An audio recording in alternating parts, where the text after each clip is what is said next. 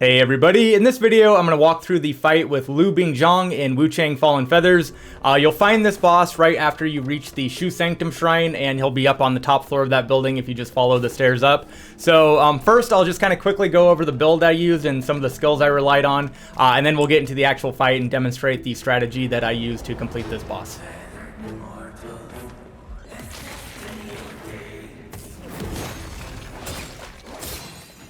Okay, so taking a look at the build that I had when I completed this fight, first of all, you can see I was level 12, and in terms of the skill allocation that I had, nothing really specific to a strategy or anything for the most part, but if you're curious what I did, I've got quite a few points going down this left part of the tree. Mainly I was just kind of curious to see what would continuously get unlocked, but I do get some like plus vitality. There's a +5 vitality there, which kind of helps with health, as well as the upgrades to the mana vase to get that extra use, as well as the amount that the health is recovered when using that.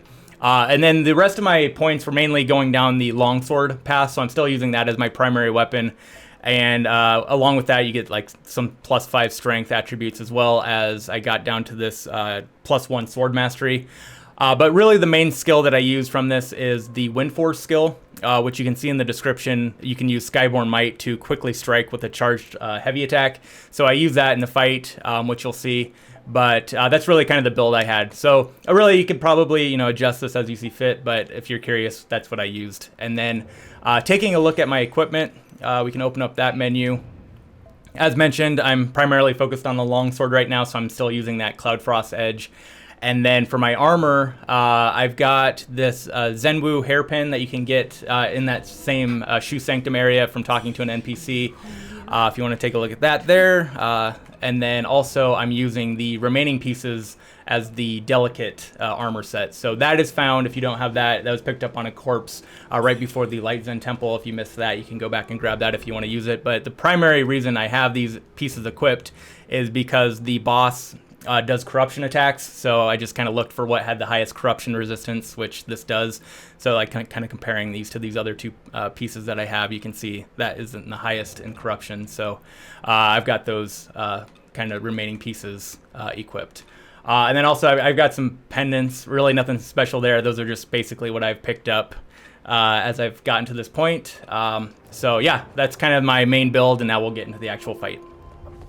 So now going through the fight, this one can actually be made a lot easier if you're just patient and focus on dodging his attacks. He's got a couple main moves that are pretty straightforward to dodge and allow you to build up Skyborn Might. First, the spear throw you can dodge when you see the flash of red, and then he follows that up with a purple attack that you can dodge on the slam down.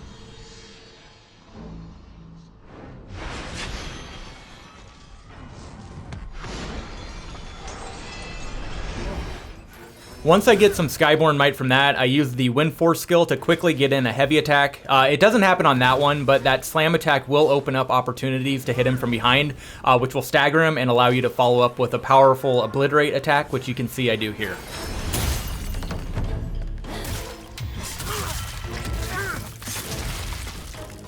While he's still on the ground, you should be able to get a few more hits in, and then I back away and basically just wait for more opportunities to dodge, build up that Skyborn Might, and then do the same type of cycle with the Wind Force heavy attack, which I get right after he does this dash attack.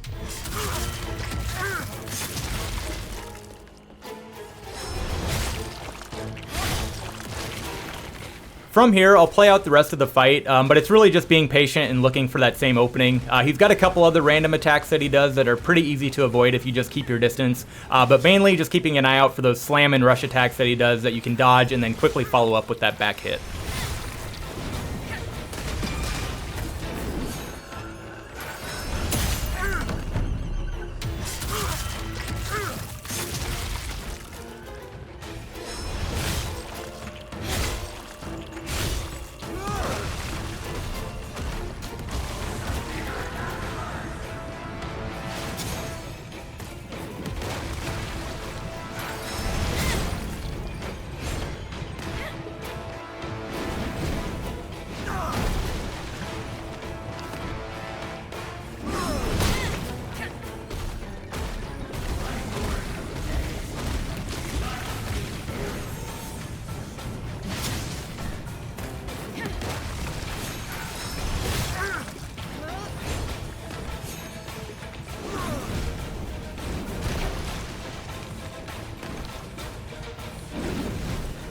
So wrapping things up, here he does one final dash attack that allows me to get in the finishing blow with an obliterate, and that completes the fight. So I'll leave you with that. Hopefully you enjoyed this video, and if you're struggling with this fight, this helps you out.